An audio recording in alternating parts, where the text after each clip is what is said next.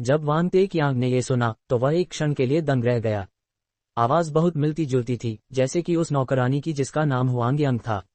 हालांकि बाढ़ के मौसम में नदी में बर्फ का तैरना काफी अजीब था और उस दिन का मौसम भी गर्म था। वह ऊपर आकाश की ओर देखे बिना नहीं रह सका और सुनिश्चित किया कि सूरज आकाश के बीच में तप रहा था। उसे अपने पतले कपड़ों के बावजूद भी पसीना आने वाला था। क्या बर्फ में कोई था? जियांगहू की दुनिया में बिताए कई वर्षों के बावजूद ये पहली बार था जब उसने ऐसी बात सुनी थी। फिर उसने अपनी पीठ के पीछे रखे 2 छोटे लोहे के भाले पकड़े और शोर के स्रोत की ओर चुपके कदमों से चल पड़ा। जब वह नाव के किनारे पहुंचा तो उसने वहां 7 पुरुषों और महिलाओं को इकट्ठा देखा, जिनमें नौकरानियां, नौकर और मल्लाह शामिल थे। वे सभी बातें कर रहे थे और नदी में किसी चीज की ओर इशारा कर रहे थे। उसने एक नजर दौड़ाई और लगभग 15 मीटर दूर कुछ देखा। नदी की सतह पर एक चमकती हुई सफेद वस्तु तैर रही थी। उसने अपनी नजर उस पर केंद्रित की और पाया कि यह बर्फ का एक चमकता हुआ क्रिस्टल ब्लॉक था जिसके अंदर कोई फंसा हुआ था। वांग तेकियांग के चेहरे पर हैरानी के भाव थे और वह बड़बड़ाया, कितना अजीब! क्या कोई नदी में गिर गया था और अब बर्फ के ब्लॉक में फंसा हुआ है? उसने अपने पीछे से पैरों की आहट सुनी और एक भारी आवाज ने पूछा, भाई वांग, क्या मामला है? भाई गाओ, तुम आ गए। अपना सिर मुड़े बिना वांग तेकियांग को पता था कि आवाज का मालिक उसका कई सालों का साथी गाओ दाफेंग था। उसने कई सालों तक शरीर को कठोर बनाने की तकनीक की खेती की थी और अपनी मुक्केबाजी तकनीकों के लिए कुछ हद तक प्रसिद्ध था। पूरी दाढ़ी वाला विशाल पुरुष आराम से वांग तेकियांग के पास आया और आश्चर्य में अपनी जबान चटकारा। ओह, बर्फ में वाकई कोई है, कितना दुर्लभ! वांग तेकियांग ने ठंडे होकर हंसते हुए कहा, ये तो बस एक मुर्दा है। परिस्थितियां चाहे कितनी भी अजीब क्यों न हो, इसके बारे में कहने के लिए ज्यादा कुछ नहीं है। गाओ दाफेंग ने अपनी दाढ़ी को थपथपाया और हंसा। जरूर, कम से कम लाश हमें लूटने तो नहीं आई। एक मध्यम आयु वाला आदमी कन्फ्यूशियन वस्त्र पहने हुए उनकी ओर एक उदास भाव के साथ आया और उसने नौकरों को डांटा, तुम लोग इतना शोर क्यों मचा रहे हो? क्या तुम्हें नहीं पता कि मालकिन अभी अभी सोई हैं? ये व्यक्ति मास्टर जोल था, जो कथित तौर पर एक महत्वपूर्ण सरकारी अधिकारी का विश्वसनीय विश्वासपात्र था। वर्तमान में वह वांग तेकियांग और उसके साथी को उसी अधिकारी के परिवार की रक्षा के लिए काम पर रखे हुए था। मालिक, नदी में, युवा नौकरानी ने शर्माते हुए अपनी उंगली बढ़ाई और नदी की ओर इशारा किया।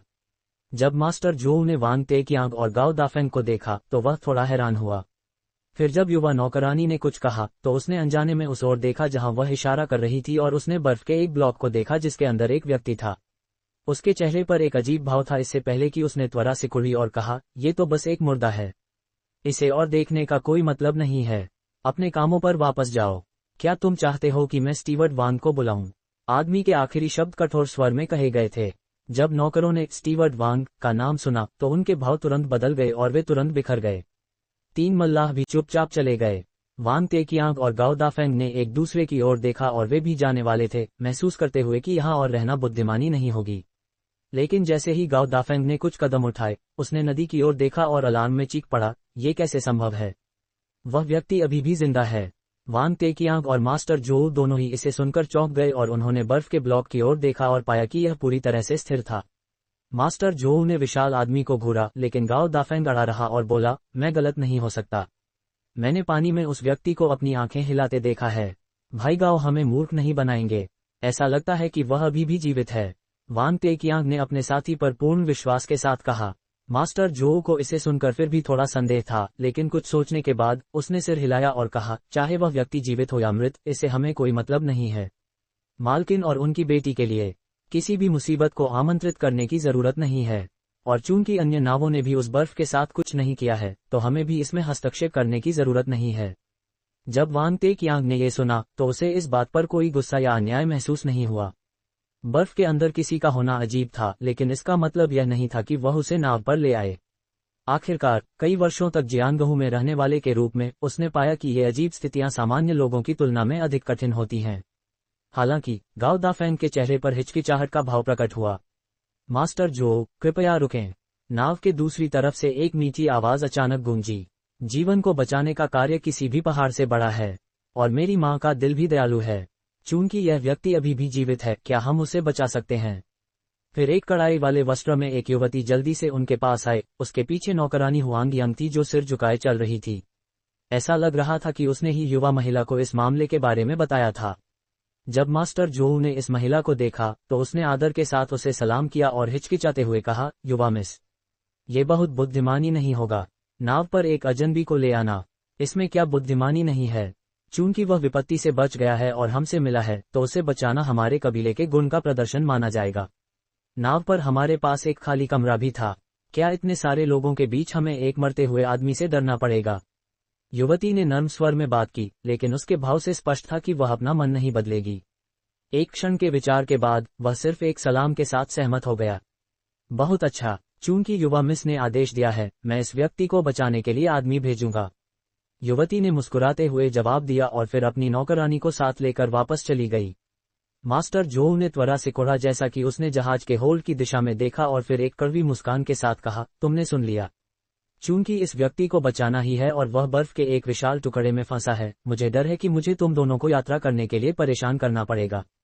कोई बात नहीं, हमारे पास ज्यादा करने को कुछ नहीं है और इस व्यक्ति को बाहर निकालने के लिए हमारे पास ताकत है। गाओ दाफेंग ने एक आरामदायक स्वर में कहा।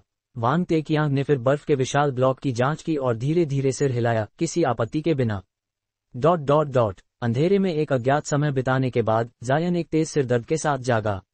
उसने अपनी आंखें खोलने से पहले ही एक युवती की आवाज सुनी, बूढ़े विद्वान, ये व्यक्ति कब जागेगा? 2 दिन बीत चुके हैं। क्या वाकई उसके साथ कुछ नहीं हुआ? युवा मिस मेरे जवाब का इंतजार कर रही हैं। एक सिनकनी सुनाई दी और एक बूढ़े आदमी की आवाज ने उदास स्वर में कहा, तुम जैसी नौकरानी को क्या पता? मुझे औषधि कलाओं का केवल सामान्य ज्ञान है। मुझे कैसे पता होगा कि वह कब जागेगा? हालांकि इस व्यक्ति की बीमारी वाकई अजीब है। उसका चेहरा स्पष्ट रूप से पीला पड़ा है और खून और क्यू के बड़े नुकसान के लक्षण दिखा रहा है। हालांकि उसी रक्त वाहिनियां और मेरिडियन एक सामान्य व्यक्ति की तुलना में कहीं अधिक मजबूत प्रतीत होती हैं। ये वाकई मेरी समझ से परे है। महिला हंसी और छेड़खानी करते हुए बोली, ऐसा लगता है बूढ़े विद्वान ने संभवतः रक्त वाहिनियों को गलत पढ़ लिया। बकवास, क्या जब तुम सब बीमार थे तब मैंने कभी गलत कहा था? शायद इस व्यक्ति को कोई ऐसी अजीब बीमारी हो सकती है जो पहले कभी नहीं देखी गई है। चूंकि मैं कोई बड़ा डॉक्टर नहीं हूं, मैं इससे हैरान हूं। बूढ़े आदमी शर्मिंदा लग रहा था लेकिन फिर भी वो एलडीए तौर पर बोला। जैसे ही जायन ने ये सुना, उसे एहसास हुआ कि वह एक बहुत ही आरामदायक बिस्तर पर लेटा हुआ था। उसके ऊपर एक चिकनी चादर थी और नीचे एक मोटा गद्दा था। जायन को थोड़ी राहत महसूस हुई जब उसने उन्हें ग्रेट जिन की भाषा में बात करते सुना। ऐसा लग रहा था कि न केवल नश्वरों ने उसे बचाया था, बल्कि वह ग्रेट जिन की सीमाओं के अंदर भी था। हालांकि उसकी स्थिति बहुत अच्छी नहीं थी। जिस क्षण वह जागा, उसने अपनी आध्यात्मिक इंद्रिय का उपयोग करके अपने शरीर के गहरे अंदर देखा। परिणामस्वरूप उसका खून ठंडा हो गया। एंडले स्काई की संत के पीछा से बचने और उनके बीच हजारों किलोमीटर की दूरी बनाने के बाद सोल लॉक सील फिर से प्रभाव में आ गया। उस समय वह नदी में गिर गया और उसने मोनाक सोल डाइवर्जेंस द्वारा सिखाई गई मृत्यु का नाटक करने की तकनीक का उपयोग किया, खुद को बर्फ के एक ब्लॉक में सील कर दिया ताकि वह सोआरिंग ट्राइब से बच सके क्योंकि वह नदी के बहाव के साथ तैर रहा था। हालांकि उसके शरीर की वर्तमान स्थिति जितनी खराब हो सकती थी उतनी खराब थी। ब्लडशेडो इवेजन के अत्यधिक उपयोग ने रक्तसार ब्लड एसेंस की भारी हानि और उसके शरीर को बहुत कमजोर कर दिया था। इसके अलावा ट्रू एसेंस की उसकी गंभीर हानि के कारण उसकी खेती हिंसक रूप से क्यू कंडेंसेशन चरण ची कंडेंसेशन स्टेज तक गिर गई। ऐसी परिस्थितियों में अगर उसे अपनी मूल खेती को ठीक करने का कोई मौका था तो उसे ठीक से 5-6 साल तक आराम करने की आवश्यकता होगी। जायन ने दिल में उदासीनता से एक आह भरी और अचानक कुछ याद आने पर अपने शरीर के अंदर की उड़ने वाली तलवारों की जांच की। फिर उसने बहुत कमजोर और बेहोश सिल्वर मून की प्राथमिक आत्मा को पाया जिससे उसे राहत मिली। हालांकि उसे इस बात पर काफी सिरदर्द महसूस हुआ कि उसकी दूसरी नेसेंट सोल अभी तक वापस नहीं आई थी। हालांकि वह अपनी वास्तविक स्थान जानने के लिए बहुत दूर था, लेकिन वह अभी भी इसके साथ एक बहुत ही मध्यम संबंध महसूस करने में सक्षम था, जो पुष्टि करता था कि उसकी दूसरी नेसेंट सोल ने उसकी उम्मीदों से बढ़कर प्रदर्शन किया और जीवित रहने में कामयाब रही। अगर वह एक निश्चित समय के बाद नेसेंट सोल को वापस नहीं बुला पाया तो यह न केवल स्वतंत्र हो जाएगी बल्कि यह संभवतः उस पर हावी होने का प्रयास करेगी। एकमात्र अच्छी बात यह थी कि एक बार जब वह अपनी मूल खेती बहाल कर लेगा तो उसकी दूसरी नेसेंट सोल उसके खिलाफ कोई मौका नहीं रखती थी। उस समय उसे इसे पुनः प्राप्त करना मुश्किल नहीं होगा। इस विचार के साथ उसने अपनी आध्यात्मिक इंद्रिय के माध्यम से अपने द्वारा ले जाए जा रहे बांस के कंटेनर से बोला, वरिष्ठ, ग्रेट जिन पहुंचने के बाद से मैं कितने समय से बेहोश था। क्या पास में कोई ग्रेट जिन के खेतीकार हैं? ओह, तुम आखिरकार जाग गए। तुम 1 साल से नदी में तैर रहे थे। एक बार जब तुम्हारी जादुई शक्ति समाप्त हो गई तो बर्फ का ब्लॉक पानी की सतह पर बहने लगा। लेकिन मुझे कहना होगा युवक जायन, तुम्हारी वर्तमान स्थिति बिल्कुल अच्छी नहीं है। मोनाक सोल डाइवर्जेंस ने एक आलस्य भरे स्वर में जवाब दिया। जायन मुस्कुराया और संतुष्टि से कहा, मुझे कैसे नहीं पता कि मेरे शरीर की स्थिति कितनी भयावह है। हालांकि मेरा भाग्यशाली बचना एक बड़ी विपत्ति से बचने जैसा है। शिकायत करने के लिए ज्यादा कुछ नहीं है। आखिरकार उस स्थिति में कम ही लोग कई देर नेसेंट सोल खेतीकारों के हाथों से भाग पाते। सब्सक्राइब करो हेवनली डाउटेल्स को। मोनार्क सोल डाइवर्जेंस ने सिनकनी भरी और उदास स्वर में कहा, खैर, क्या तुम चिंतामुक्त नहीं हो? हालांकि मुझे तुमसे पूछना होगा कि तुमने मुझे अपने दिव्य आत्मा खजाने डिवाइन स्पिरिट ट्रेजर के बारे में कभी क्यों नहीं बताया। यह कोई आश्चर्य नहीं कि तुमने मुझे अपने कमरे के बाहर रखा जब तुम ध्यान में थे। मैं हमेशा से एक दिव्य आत्मा खजाने की व्यक्तिगत रूप से जांच करना चाहता था। बहाने भूल जाओ, जब तुम उस कड़ाही को फिर से बाहर निकालने में सक्षम हो तो इसे मेरी जांच के लिए मुझे सौंप दो। वन जियांगहू मार्शल आर्टिस्टों की दुनिया है जो सरकार की पहुंच से परे संचालित होती है। जरूर, जब मैं ठीक हो जाऊंगा तो वरिष्ठ को हेवन वॉइड कॉल्ड्रॉन की जांच करने देने में मुझे कोई आपत्ति नहीं है। जायन ने शांत स्वर में जवाब दिया। अच्छा, मोनार्क सोल डाइवर्जेंस ने एक आरामदायक स्वर में कहा, चूंकि तुम सहमत हो गए हो तो मामला समाप्त। पास के खेतीकारों के बारे में इस जहाज पर केवल एक है, तीसरी परत के क्यू कंडेंसेशन की एक लड़की। तुम्हें उसका ज्यादा ध्यान नहीं देना होगा। तीसरी परत का क्यू कंडेंसेशन। जायन को थोड़ा आश्चर्य हुआ और फिर उसने अपनी आंखें खोलीं। जायन ने बिस्तर के एक तरफ देखा और उसने महज 15 वर्ष की एक लड़की को देखा। जब उसने जायन को आंखें खुले देखा तो वह खुशी से चीखी, ये बूढ़े विद्वान! वह जाग गया। लड़की काफी प्यारी थी, चौड़ी चमकती आंखें और गोरी त्वचा थी। हाँ, मैं स्पष्ट रूप से देख सकता हूँ। लड़की के पास एक कुर्सी पर एक धूसर वस्त्रधारक बूढ़ा आदमी बैठा था। वह लगभग 60 वर्ष का दिख रहा था और उसका चेहरा दयालु था। वह एक शांत भाव के साथ जायन की जांच कर रहा था। बूढ़े विद्वान, उसकी देखभाल करो। मैं जाकर युवा मिस को सूचित करती हूँ। जायन कुछ कहने से पहले लड़की ने जल्दी से बूढ़े आदमी से बात की और जल्दी से भाग गई। जायन इस दृश्य को देखकर दंग रह गया, लेकिन बूढ़े आदमी ने बस हंसते हुए अपना सिर हिलाया। उसने जायन की ओर दयालुता से मुस्कुराते हुए कहा, मुझे उम्मीद है कि आप लड़की के स्वभाव पर नाराज नहीं होंगे। जायन ने मुस्कुराकर जवाब दिया और बैठ गया, धीरे धीरे बोलते हुए, मैं ऐसा करने की हिम्मत नहीं करता। क्या तुम दोनों ही वे हो जिन्होंने मुझे बचाया? ये जगह कहाँ है? हम मिस्टिक रिवर में एक नाव पर हैं। जब तुम्हारा जीवन नदी में अनिश्चित था तब हमारे कबीले की दूसरी युवा मिस ने तुम्हें बचाने का आदेश दिया। जहां तक मेरी बात है, मैं ही वेन हूँ, एक विद्वान जिसे कबीले की मालकिन ने किराए पर रखा है। जायन ने मुट्ठी बांधकर कहा, तो ऐसा था। मेरा उपनाम हान है और मुझे मेरी जान बचाने के लिए इस युवा मिस का शुक्रिया अदा करना होगा। चेहरे पर मुस्कान लिए बूढ़े आदमी ने जिज्ञासा से पूछा, हमारी युवा मिस का दिल निश्चित रूप से दयालु है, लेकिन ये कहना मुश्किल है कि वह तुमसे मिलेंगी या नहीं। क्या मिस्टर हान ये बताएंगे कि वे बर्फ के ब्लॉक में कैसे सील हो गए थे और फिर भी जीवित रहे? मैं काफी उत्सुक हूँ। जायन एक क्षण के लिए हिचकिचाया और फिर बोला, मैं आपको धोखा नहीं देना चाहता महोदय, लेकिन मेरे लिए ये कहना असुविधाजनक है। कोई बात नहीं, हर किसी की अपनी मजबूरियां होती हैं। बूढ़े आदमी ने एक दयालु तरीके से हाथ हिलाया और मामले को छोड़ दिया। उसी क्षण लड़की कदमों में उछलती हुई वापस आए और बोली, विद्वान, युवा मिस ने इस आदमी को अभी के लिए आराम करने को कहा है। वे बाकी बातें बाद में करेंगी। लड़की ने फिर जायन की जिज्ञासा से जांच की। जब जायन ने ये देखा तो वह उसकी ओर मुस्कुराया। परिणामस्वरूप लड़की थोड़ा शर्माई और उसने अपना सिर नीचा कर लिया, सोचती हुई, ये व्यक्ति थोड़ा आम है। ये युवा मिस के पिछले दोस्तों से थोड़ा कम है। वे इसके साथ इतना विचार क्यों कर रही हैं? चूंकि यह युवा मिस का आदेश है तो सर हान अभी आराम क्यों न करें? मैं अब जाता हूँ। बूढ़े आदमी खड़े हो गए और फिर कमरे से बाहर चले गए। जायन ने स्वाभाविक रूप से आभार का एक और शब्द कहा इससे पहले कि बूढ़े आदमी लड़की के साथ कमरे से बाहर निकल गए। अब जब जायन अकेला था, उसने थोड़ी देर के लिए छत की ओर देखा और फिर एक आह भरी। अगले 2 दिनों में एक नौकरानी द्वारा दिन में 3 बार भोजन लाने के अलावा किसी ने उसे परेशान नहीं किया। यह जायन की संतुष्टि के लिए था क्योंकि इससे उसे दवाई की गोलियां लेने और ध्यान करने के लिए अधिक समय मिला। जहां तक मोनार्क सोल डाइवर्जेंस ने जिक्र किए गए तीसरी परत के क्यू कंडेंसेशन की लड़की का सवाल था, जायन ने उसकी थोड़ी जांच अपनी आध्यात्मिक इंद्रिय से की। लड़की सुंदर थी और विनम्र तरीके से व्यवहार करती थी। वही दूसरी युवा मिस थी जिसने उसे बचाने का आदेश दिया था। उसे एक खेतीकार के रूप में उसकी पहचान के बारे में पता चल गया होगा। और नाव पर अन्य लोगों की आपस की बातचीत से जायन को नाव पर सामान्य परिस्थितियों का पता चला। नाव पर के लोग लियो प्रांत के एक सैन्य अधिकारी के कबीले के थे जिनका उपनाम तसाव था। उसे अपने पूर्ववर्ती की जगह लेने के लिए जल्दबाजी से तैनात किया गया था और उसका कबीला धीरे धीरे उसके पीछे पीछे चल रहा था। उसके कबीले के केवल कुछ सदस्य थे, उसकी मूल पत्नी, 2 रखैलें और 3 बच्चे। दूसरी युवा मिस मूल पत्नी से पैदा हुई थी और कहा जाता था कि जब वह छोटी थी तो उसका शरीर कमजोर और बीमार रहता था। उसे बचपन में किसी अन्य महिला द्वारा पाला गया था और हाल ही में वापस कबीले लौटी थी। अन्य 2 बच्चे रखेलों से पैदा हुए थे। सबसे बड़ी बेटी की शादी पहले ही एक उपयुक्त कबीले में कर दी गई थी। जहां तक बेटे का सवाल है, वह बच्चों में सबसे छोटा 12 साल का था। अन्य उल्लेखनीय व्यक्तियों में विद्वान ही मास्टर जो और एक ठंडी आंखों वाला स्टीवर्ड वांग शामिल थे, जो अन्य नौकरों के प्रभारी थे। नाव पर 2 गार्ड भी थे, वांग तेकियांग और गाउदाशिन। जब जायन ने इन व्यक्तियों पर करीब से ध्यान दिया तो जायन को स्टीवर्ड वांग के शरीर से ट्रू क्यू का एक मजबूत संचार महसूस हुआ, जो 2 गार्डों की सती मार्शल आर्ट से कहीं गहरा था। हालांकि जायन ने इसे थोड़ा अजीब पाया, लेकिन जैसे ही उसने नाव की परिस्थितियों का पता लगा लिया, उसने अपनी आध्यात्मिक इंद्रियों को वापस खींच लिया और ध्यान को खेती पर केंद्रित कर दिया। 2 दिन बाद दूसरी युवा मिस ने एक युवा नौकरानी को जायन को बुलाने भेजा। जरूर, जायन ने मना नहीं किया और उसे नाव के बड़े कमरों में से एक तक ले जाया गया।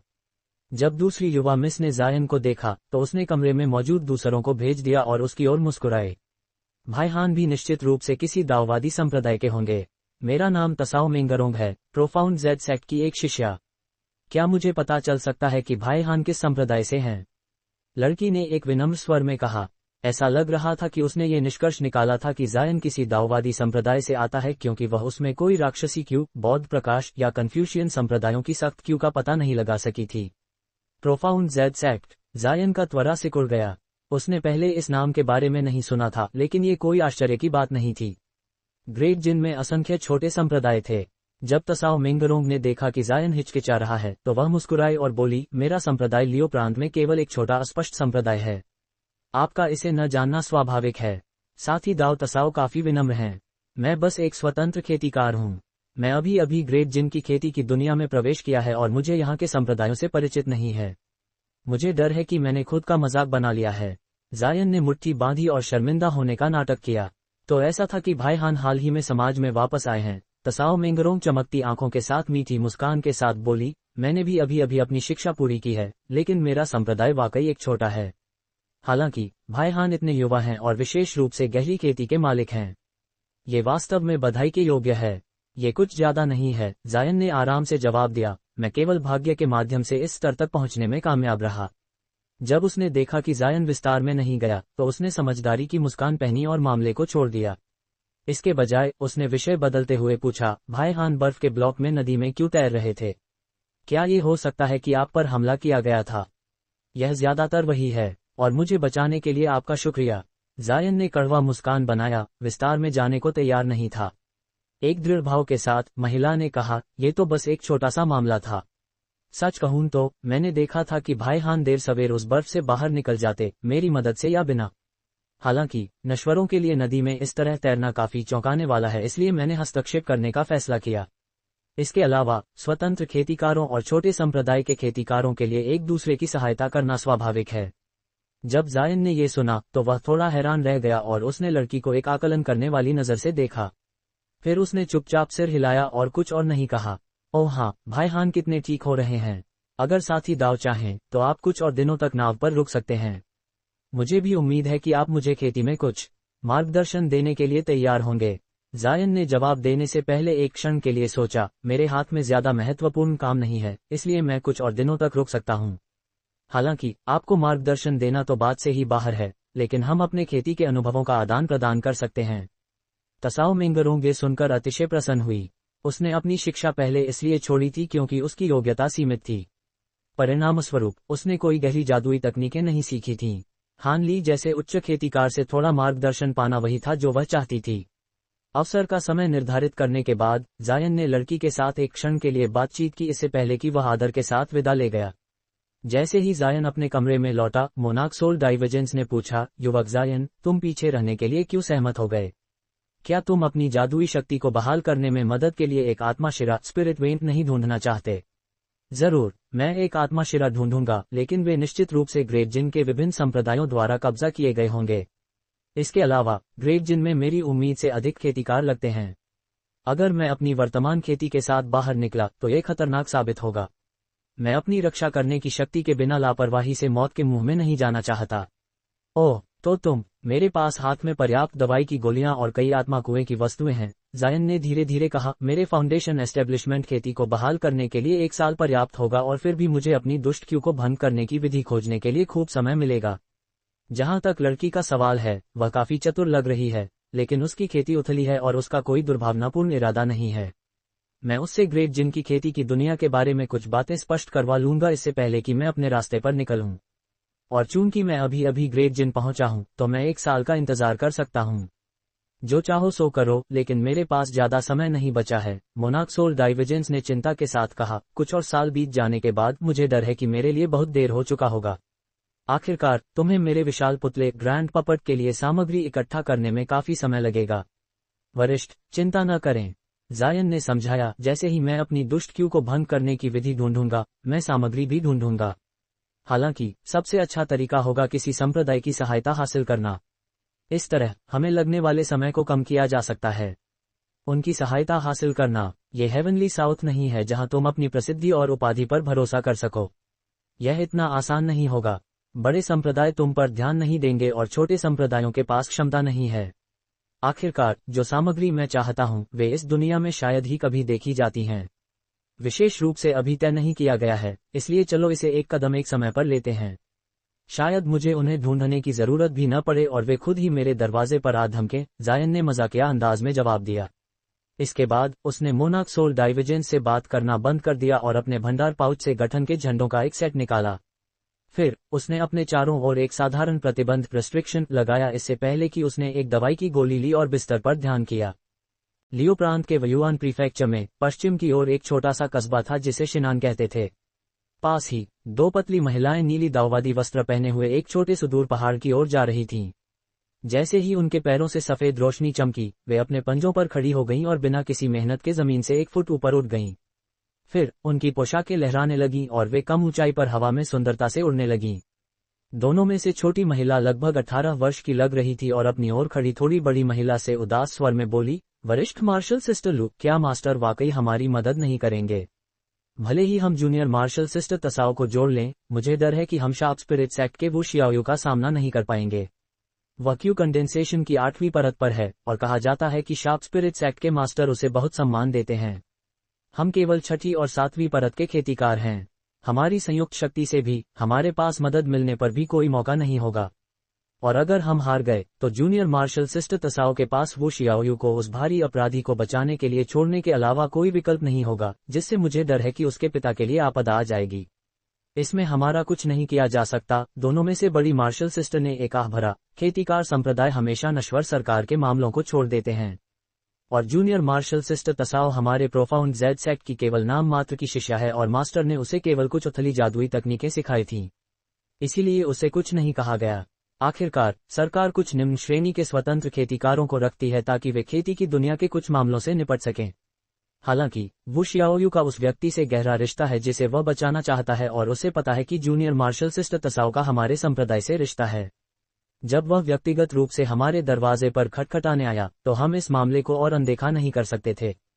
फिर भी मास्टर ने उसकी नाम मात्र की शिष्या होने की स्थिति का उपयोग उसे दंडित करने से बचने के लिए किया, इसके बजाय उस व्यक्ति को इसे संभालने के लिए भेज दिया। जैसे ही वह चला गया, मास्टर ने तुरंत हमें बुलाकर सूचित किया कि यह व्यक्ति संभवतः जूनियर मार्शल सिस्टर तसाओ को पीछे हटने के लिए मजबूर करने के लिए उसे चुनौती देगा। मास्टर को पता है कि उसके साथ हमारा रिश्ता काफी गहरा है और हमें उसे चेतावनी देने के लिए भेजा है। ये स्पष्ट है कि वह चाहती है कि हम उसे कुछ शक्ति प्रदान करें, अन्यथा वह हमारे बजाय संदेश पहुंचाने के लिए एक आत्मा पक्षी स्पिरिट बर्ड का उपयोग करती। हालांकि वरिष्ठ मार्शल सिस्टर यू की खेती गहरी है, लेकिन उसका जूनियर मार्शल सिस्टर तसाओ के साथ मजबूत रिश्ता नहीं है और वह इस मामले में शार्प स्पिरिट्स एक्ट को नाराज करने का जोखिम नहीं उठाएगी। और मास्टर के हाथ बंधे हुए हैं क्योंकि शार्प स्पिरिट्स एक्ट का हमारे स्वयं के संप्रदाय के साथ मैत्रीपूर्ण संबंध हैं। वरिष्ठ पीढ़ी के सदस्य के रूप में उन्हें हस्तक्षेप करना अजीब लग रहा है। दोनों में से छोटी बोल नहीं रह पाए। मुझे याद है कि जब जूनियर मार्शल सिस्टर तसाओ के पिता कंट्री ऑफिसर तसाओ हमारे मंदिर के पास तैनात थे, तो वे काफी मजबूत दिखाई देते थे और मास्टर के प्रति बहुत सम्मानजनक थे। अगर इस मामले में उनका नाम आया तो यह एक आपदा होगी। अगर ऐसा है तो इसमें कुछ नहीं किया जा सकता, लेकिन अगर उन्होंने एक अपराधी को खो दिया तो वे अधिक से अधिक अपना कंट्री ऑफिसर का पद खो देंगे। उनकी मौत नहीं होगी, लेकिन चून की जूनियर मार्शल सिस्टर तसाओ इतनी शांत दिख रही हैं, क्या हो उनके पास पहले से कोई योजना है? छोटी महिला मुस्कुराई और बोली, वरिष्ठ मार्शल सिस्टर को इस मामले पर परेशान होने की जरूरत नहीं है। जैसे ही हम पहाड़ की चोटी पर पहुंचेंगे, सब कुछ स्पष्ट हो जाएगा। जूनियर मार्शल सिस्टर सही कह रही हैं। बड़ी महिला ने सिर हिलाया। दोनों ने जल्दी से रास्ता तय किया और एक भोजन समाप्त करने के समय बाद वे पहाड़ की चोटी पर पहुंच गए और चीख के साथ हैरान हो गए जब उन्होंने 300 मीटर दूर एक अप्रत्याशित फूस की झोपड़ी देखी। फूस की झोपड़ी के सामने एक साधारण पत्थर का मंडप था जिसमें एक युवक और एक लड़की पत्थर की मेज पर बैठकर बातचीत कर रहे थे। आदमी का चेहरा काफी आम था, लेकिन उसकी त्वचा पीली थी। लड़की का चेहरा सुंदर था और वह उसे ध्यान से सुन रही थी। जब दो महिलाएं पहाड़ की चोटी पर पहुंची तो आदमी ने तुरंत उन्हें महसूस कर लिया और बोलना बंद कर दिया। उसने उस लड़की की ओर मुड़कर कहा जिससे वह बात कर रहा था, साथी दाओ तसाओ, आपके मेहमान आ गए हैं। आदमी फिर मुस्कुराया और खड़ा हो गया। लड़की ने एक नजर डाला और मुस्कुराते हुए खड़ी हो गई, बोलते हुए, वरिष्ठ मार्शल सिस्टर्स आ गए हैं। आपको देखकर अच्छा लगा। दोनों वरिष्ठ मार्शल सिस्टर्स में से बड़ी वाली जब तसाओ मेंगरोंग को देखकर खिल उठी और बोली, जूनियर मार्शल सिस्टर, आप अच्छी लग रही हैं। आपकी खेती एक पूरे स्तर से बढ़ गई है। बधाई, मैं पिछले कुछ दिनों में ही सफलतापूर्वक सफलता हासिल कर पाए। तुम दोनों की तुलना में मैं अभी भी काफी कम हूँ।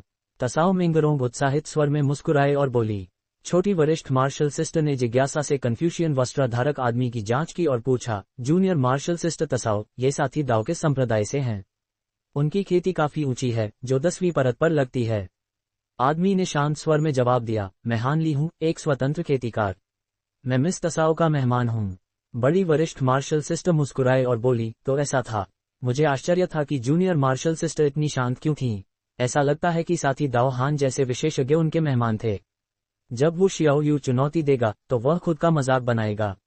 वरिष्ठ मार्शल सिस्टर्स, कृपया बैठें और हम बात करते हैं, तसाओ मेंगरोंग ने खुश होकर कहा। हालांकि भाई हान एक स्वतंत्र खेतीकार हैं, लेकिन वे खेती के मार्ग में बहुत अनुभवी हैं।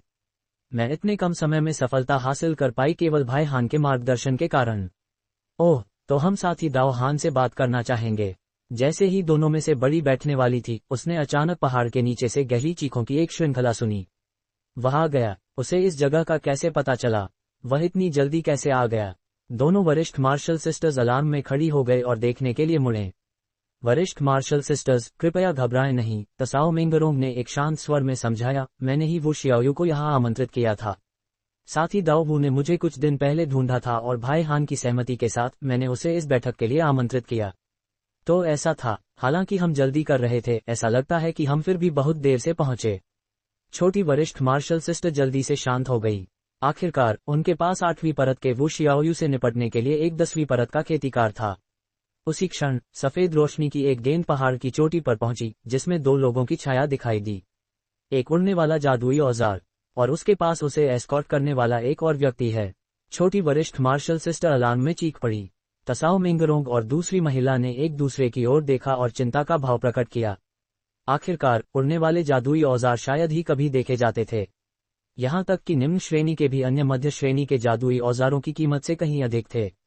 उन जैसे निम्न श्रेणी के खेतीकार उन्हें खरीदने का खर्च नहीं उठा सकते थे। मध्य श्रेणी के जादुई औजारों की तो बात ही छोड़ दो। उनके पास जो भी जादुई औजार थे वे संप्रदाय द्वारा उन्हें दिए गए थे। अगर वे अपनी खेती में उन्नति नहीं करते तो संभव है कि वे जीवन भर केवल एक ही जादुई औजार के मालिक रहें। इसके अलावा जिन खेतीकारों को उड़ने वाले जादुई औजार प्रदान किए गए थे, संभवतः उनके पीछे समर्थक थे। यह उनके जैसे छोटे संप्रदायों के लिए विशेष रूप से सच था। जब नए आगंतुक पहाड़ की चोटी पर प्रकट हुए तो जायन ने उन पर एक नजर डाला और कोई भाव नहीं बदला। वर्तमान में तसाओ मेंगरोंग द्वारा उसे बचाए हुए 9 महीने बीत चुके थे। शायद उसकी चोटें उतनी गंभीर नहीं थीं जितना उसने सोचा था, या उसकी गोलियां उम्मीद से अधिक प्रभावशाली थीं। वह तसाओ मेंगरोंग के मेहमान के रूप में रहते हुए अपनी शक्ति का एक हिस्सा बहाल करने में कामयाब रहा, जिससे उसे अपनी फाउंडेशन एस्टेब्लिशमेंट खेती वापस मिल गई। हालांकि उसकी जीवन शक्ति अभी भी घायल थी और उसने अपने अधिकांश रक्तसार ब्लड एसेंस को अभी तक बहाल नहीं किया था, लेकिन अब उसके पास खेती की दुनिया में अपना बचाव करने की शक्ति थी। जरूर तसाओ मेंगरोंग के पास इस आश्चर्यजनक बदलाव को देखने की खेती नहीं थी और वह अक्सर अपनी खेती की समस्याओं के बारे में उससे कुछ सवाल पूछती थी। एक मध्य नेसेंट सोल खेतीकार होने के नाते जायन इस क्यू कंडेंसेशन खेतीकार को कुछ मार्गदर्शन देने के लिए अत्यधिक योग्य था और केवल कुछ शब्दों के साथ लड़की के संदेह को दूर करने में कामयाब रहा। बहुत खुशी के साथ तसाओ मिंगरोंग ने जायन के साथ और अधिक सम्मान से पेश आना शुरू कर दिया। जायन के सुझावों ने उसे क्यू कंडेंसेशन की चौथी परत तक चढ़ने में मदद की, जिससे वह एक आधिकारिक शिष्य बनने के करीब पहुंच गई। जब ये हो रहा था तो वह पहले ही 1 महीने बाद प्रस्थान करने की तैयारी कर रहा था। आखिरकार लड़की ने उसे ग्रेप जिन की खेती की दुनिया की सामान्य परिस्थितियों का स्पष्टीकरण दे दिया था। और जबकि उसके पास क्यू कंडेंसेशन खेतीकारों के लिए कुछ दवाई की गोलियां थीं, वे इतनी तुच्छ नहीं थीं कि वह उन्हें दूसरों को दे सके। आखिरकार खेती की दुनिया में अवसरवादियों और लुटेरों की कमी नहीं थी, ग्रेप जिन में स्वर्गीय दक्षिण से भी अधिक। लेकिन अनपेक्षित रूप से तसाओ मिंगरोंग को अपने मास्टर से चेतावनी का एक पत्र मिला और लड़की के अलार्म में उसने जायन की मदद मांगी। जब जायन ने सुना कि उससे लड़ने के लिए क्यू कंडेंसेशन की 8वीं परत का एक खेतीकार ढूंढ रहा था, तो जायन ने उदासीनता से उसकी ओर से विरोधी से द्वंद्वयुद्ध ड्यूल करने के लिए सहमति व्यक्त की। इसके बाद वह इस अवसर का उपयोग प्रस्थान करने के लिए करेगा। हालांकि 2 नए आगंतुक अपने जादुई औजारों की चमकदार चमक से घिरे हुए थे, वह उन्हें स्पष्ट रूप से देखने में सक्षम था। वे क्यू कंडेंसेशन की 8वीं और 11वीं परत के खेतीकार थे। वे उसकी नजर में नहीं थे। जैसे ही तीनों महिलाएं हैरानी में खोई हुई थीं, जायन धीरे धीरे पत्थर के मंडप से बाहर निकला और उन्हें देखने के लिए सिर उठाया, कहते हुए, मैं साथी दाओ तसाओ की ओर से लड़ूंगा। क्या तुम एक मैच चाहते हो या इसे एक पूर्ण युद्ध बनाना चाहते हो? सफेद रोशनी की गेंद जमीन पर उतरी और सफेद रोशनी की एक चमक के साथ 2 लोग प्रकट हुए। एक मध्यम आयु वाला आदमी जिसकी आंखें पतली थीं और हाथ में लकड़ी के बोर्ड का जादुई औजार था, उसने सिनकनी भरा और कहा, भाग्यशाली रहा कि मैं आ गया, अन्यथा जूनियर मार्शल ब्रदर वो को नुकसान उठाना पड़ता। तुम्हारा चेहरा काफी अजनबी है लेकिन तुम्हारी खेती ऊंची है। मैं तुम्हारा प्रतिद्वंद्वी होऊंगा। चलो अभी लड़ते हैं और बातें बाद के लिए बचा लेते हैं। दूसरा आदमी लंबा था और 30 साल से अधिक का लग रहा था। जिस तरह से उसने जायन और दूसरों को ठंडी नजरों से घूरा, वह वो शियाओयू लग रहा था। बड़ी वरिष्ठ मार्शल सिस्टर हैरानी के भाव के साथ बोली, मायुलिन, ये तुम कैसे हो सकते हो? तुम शार्प स्पिरिट सेक्ट के एक एनफोर्सर हो। तुम दूसरों के मामलों में इतनी आसानी से कैसे हिस्सा ले सकते हो? मध्यम आयु वाले आदमी ने कठोर स्वर में कहा, ऐसा लगता है कि फेरीलू को नहीं पता कि मैं कोई बाहरी नहीं हूँ। जूनियर मार्शल ब्रदर वो और मेरे पारिवारिक रिश्ते हैं। उसकी मदद करने में कोई समस्या नहीं है। छोटी वरिष्ठ मार्शल सिस्टर ने यह सुनकर आशंका का भाव प्रकट किया। तसाओ मिंगरोंग का भाव बदल गया और वह क्या बोले इस पर असमंजस की स्थिति में रह गई। जायन ने फिर मध्यम आयु वाले आदमी पर एक नजर डाला और रहस्यमय ढंग से मुस्कुराते हुए कहा, तो चलो जल्दी शुरू करते हैं। जब हमारा काम हो जाए, मेरे पास कुछ जरूरी काम है जो करने हैं। जब मध्यम आयु वाले आदमी ने उसे सुना तो वह ठंडे होकर मुस्कुराया और उसने अपने हाथ का लकड़ी के बोर्ड का जादुई औजार रख दिया, इससे पहले कि अपने भंडार पाउच से एक छोटा पीला कांटा पिचफॉर्क निकाला। जब तीनों लड़कियों ने देखा कि जायन और मध्यम आयु वाले आदमी मायूलिन के बीच लड़ाई होने वाली है, तो वे सभी अनजाने में एक कदम पीछे हट गए और अपनी सांस रोक ली। उनके नजरिए से 2 उच्च स्तरीय क्यू कंडेंसेशन खेतीकारों के बीच की लड़ाई एक दुर्लभ घटना थी, लेकिन जायन के लिए एक क्यू कंडेंसेशन खेतीकार से निपटना मामूली था। वह बस अपने हाथों को पीठ के पीछे बांधे हुए अपने स्थान पर खड़ा रहा और अपने प्रतिद्वंद्वी के हमले का इंतजार किया। मायूलिन जायन के लापरवाह रवैये को देखकर क्रोधित हो गया और उसने अपने हाथ में छोटे कांटे को उठाया, एक मंत्र का उच्चारण किया और अपने मुक्त हाथ से एक हाथ का इशारा बनाया। फिर एक क्षण बाद छोटा कांटा कई बार कांपा और रोशनी की एक चमक छोड़ते हुए एक पीली लकीर में जायन की ओर शूट किया गया। जायन का भाव शांत रहा और उसने किसी जादुई औजार का उपयोग करने का कोई इरादा नहीं दिखाया। इसके बजाय उसने अपना हाथ उठाया और दर्जन भर ताबीज टैलिस्मन्स छोड़े, जिनमें से प्रत्येक एक मुट्ठी के आकार की अग्नि गेंद में जल उठे और पीली लकीर की ओर चार्ज कर गए। जब मायूलिन ने यह देखा तो उसने भीतर ही उपहास किया। येलो विंडफॉक एक मध्य श्रेणी का जादुई औजार था जो उसके मास्टर ने व्यक्तिगत रूप से उसे दिया था। कुछ अग्नि गेंदें इसे रोकने में सक्षम नहीं होती। इन विचारों के बावजूद वह सीधे हमले का सामना करने और संभावित रूप से अपने जादुई औजार को नुकसान पहुंचाने को तैयार नहीं था। उसने तुरंत एक मंत्र मुद्रा बनाई और पीली लकीर को अचानक मुड़ने और अग्नि गेंदों से बचने के लिए एक चाप में घुमाया और फिर जायन पर हमला करने के लिए वापस लौट आया। जायन मुस्कुराया और अग्नि गेंदों की ओर इशारा किया। अचानक अग्नि गेंदें रुक गईं और एक पहिए के आकार के लपटों के बादल में संघनित हो गईं। ये तुरंत 3 मीटर लंबे अग्नि सर्प में बदल गया और उड़ते हुए कांटे की ओर शूट कर गया, इसे कुंडलित करते हुए और पूरी तरह से बांध लिया।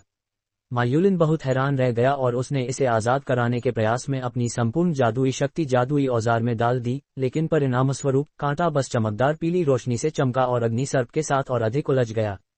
संघर्ष जारी रहा तो जादुई औजार अचानक मध्यम पड़ गया और गूंज की एक श्रृंखला छोड़ा, जो इसके विनाश का एक स्पष्ट संकेत था। मध्यम आयु वाले आदमी ने देखा कि स्थिति बिगड़ती जा रही है। अपने जादुई औजार के नष्ट होने को तैयार नहीं, उसने जल्दी से चिल्लाकर कहा, रुको। साथी दाव की जादुई शक्ति उत्कृष्ट है, मैं हार मानता हूँ। जब जायन ने ये सुना तो वह मुस्कुराया और अग्नि सर्प की ओर इशारा किया। इसकी पकड़ को ढीला करने के बाद इसे लपटों की अंगारों में गायब होने दिया। स्पष्ट रूप से उच्च खेती वाले प्रतिद्वंद्वी के खिलाफ जायन की सहज लड़ाई मंडप में तीनों महिलाओं के लिए एक सुखद आश्चर्य थी। वो शियाओयू का चेहरा ये देखकर भद्दा हो गया और उसने हिचकिचाते हुए बड़बड़ाया, वरिष्ठ मार्शल ब्रदर माँ, ये बस जूनियर मार्शल ब्रदर। वो माँ यूलिन ने जल्दी से बीच में बोला, तुमने स्पष्ट रूप से देख लिया है कि मैं अपने येलो विंड फॉग के साथ भी उसका मुकाबला नहीं कर सका।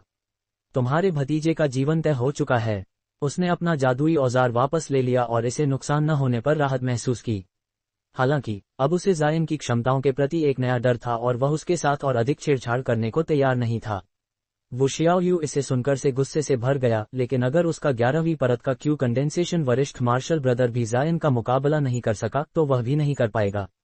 इसके बाद कुछ कहने को नहीं था और दोनों शार्प स्पिरिट सेक्ट के शिष्य दिल में गुस्सा लिए पहाड़ से उड़ गए। जहां तक अन्य 3 महिलाओं का सवाल था, वे जायन के चारों ओर एकत्र हो गए और उन्होंने उससे उन जादुई तकनीकों के बारे में पूछा जो उसने इस्तेमाल की थीं।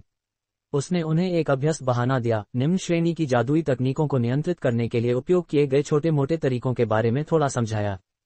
फिर 2 वरिष्ठ मार्शल सिस्टर्स ने जायन से अपनी खेती की समस्याओं के बारे में कुछ सवाल पूछने का अनुरोध किया, जिस पर उसने आराम से सहमति व्यक्त की। समय धीरे धीरे बीता और दिन रात में बदल गया। तीनों को रहना अजीब लगा और अनिच्छा से वे चले गए। अगले दिन जब तीनों महिलाएं एक साथ लौटी तो उन्होंने पाया कि जायन गायब हो गया था, केवल विदाई का एक पत्र छोड़कर। जब तसाओ मिंगरोंग ने पत्र पढ़ा तो वह स्थिर खड़ी रह गई। किसी अज्ञात कारण से जायन के अचानक प्रस्थान ने उसे एक अवर्णनीय पीड़ा महसूस कराई। जब उसकी 2 वरिष्ठ मार्शल सिस्टर्स ने यह देखा तो वे हैरानी से एक दूसरे को देखने लगीं। 100 से अधिक किलोमीटर दूर जायन एक उड़ने वाले जादुई औजार पर हवा में धीरे धीरे उड़ रहा था और अपनी आध्यात्मिक इंद्रिय के साथ मोनाक सोल डाइवेजेंस से बातचीत कर रहा था। युवक जायन, क्या तुमने वाकई पहले गुवाननिंग प्रीफेक्चर जाने और फैंग कबीले की गुप्त गुफा खोलने का फैसला किया है? जरूर, जायन ने जवाब दिया। मुझे नहीं पता कि पेस्टिलेंस डेमन सोललॉक सील का प्रभावी होना बंद होगा। स्वाभाविक रूप से मुझे पहले अपनी दुष्ट क्यू को भंग करने के लिए एक बौद्ध तकनीक ढूंढनी होगी, अन्यथा यह मामला हमेशा मेरे दिमाग में बना रहेगा और मैं अपनी जादुई शक्ति को बहाल करने पर ध्यान केंद्रित नहीं कर पाऊंगा। मैं तुम्हें इस पर ज्यादा उम्मीद नहीं रखने की सलाह देता हूं। मोनाक सोल डाइवर्जेंस ने उदासीन स्वर में कहा, मुझे पूरा विश्वास नहीं है कि बौद्ध खेतीकारों का एक छोटा सा कबीला दुष्ट क्यू को भंग करने की कोई उच्च श्रेणी की तकनीक रखता है। जायन ने त्वरा सिकोड़ा और जवाब दिया, मुझे पता है, लेकिन फैंग कबीले की गुप्त गुफा सबसे आसान रास्ता है। अगर मुझे वहां यह मिल गया तो ये सबसे अच्छा होगा। अन्यथा मुझे एक प्रसिद्ध बौद्ध संप्रदाय के पास जाना होगा और मेरी वर्तमान खेती के साथ वहां इस मामले को हल करना काफी मुश्किल होगा। मोनाक सोल डाइवर्जेंस ने लगातार कई बार सिनकनी भरी और कहा, तुम्हारी खेती गिरने के बाद ये कई साधारण मामले बहुत अधिक जटिल हो गए हैं। अगर तुम्हारे पास अभी भी तुम्हारी मध्य नैसेंट सोल चरण की खेती थी तो तुम एक बौद्ध संप्रदाय को ढूंढ सकते थे और एक नैसेंट सोल खेतीकार के रूप में अपने दर्जे की वजह से उन्हें तुम्हें ऐसी तकनीक बेचने पर मजबूर कर सकते थे। जब जायन ने ये सुना तो वह केवल एक कड़वी मुस्कान के साथ सिर हिला सका। कहा जाता है कि बौद्ध संप्रदाय बाहरी लोगों के प्रति पूर्वाग्रह रखते हैं। भले ही वह अभी भी एक मध्य नैसेंट सोल खेतीकार था, तो भी संप्रदाय आसानी से अपनी उच्च श्रेणी की तकनीकों को संप्रदाय से बाहर जाने की अनुमति क्यों देगा? अगर यह वाकई नहीं हो सका तो उसे केवल एक बौद्ध संप्रदाय में घुसपैठ करनी होगी और देखना होगा कि क्या वह उस तकनीक को चुराने में सक्षम होगा जिसकी उसे जरूरत थी। हालांकि जब उसने एक बौद्ध संप्रदाय में प्रवेश करने के लिए आवश्यक शर्तों और मुंडन के बारे में सोचा तो उसे कुछ हद तक उदासीनता महसूस हुई। शायद एक कन्फ्यूशियन संप्रदाय में दुष्ट क्यू को भंग करने की विधि ढूंढना आसान होगा, उसने उदास से सोचा। लियो प्रांत का वयुआन प्रीफेक्चर गुवाननिंग प्रीफेक्चर की पश्चिमी सीमा पर था। परिणामस्वरूप जायन को गुवाननिंग प्रीफेक्चर में प्रवेश करने में केवल कुछ हफ्ते लगे। रास्ते में उसका कोई उच्च श्रेणी के खेतीकारों से कोई सामना नहीं हुआ। उसने केवल कुछ क्यू कंडेंसेशन और फाउंडेशन एस्टेब्लिशमेंट खेतीकारों को दूर से उड़ते हुए देखा। उसके पास उन्हें बुलाने का कोई कारण नहीं था, इसलिए उसने दूरी बनाए रखा और अपनी यात्रा पर ध्यान केंद्रित किया। कुछ दिनों तक उड़ान भरने के बाद नश्वर कम दिखाई देने लगे और भूमि जंगली और उग्र हो गई मानो निर्जन थी। लेकिन 2 दिन बाद जायन फाल्कन क्लाउड गांव पहुंचा और अपने जादुई औजार से उतरा इससे पहले कि धीरे धीरे पैदल प्रवेश किया। गांव अन्य गांवों की तुलना में काफी अधिक बेढंगे ढंग से बनाया गया था जो उसने अपने रास्ते में देखे थे।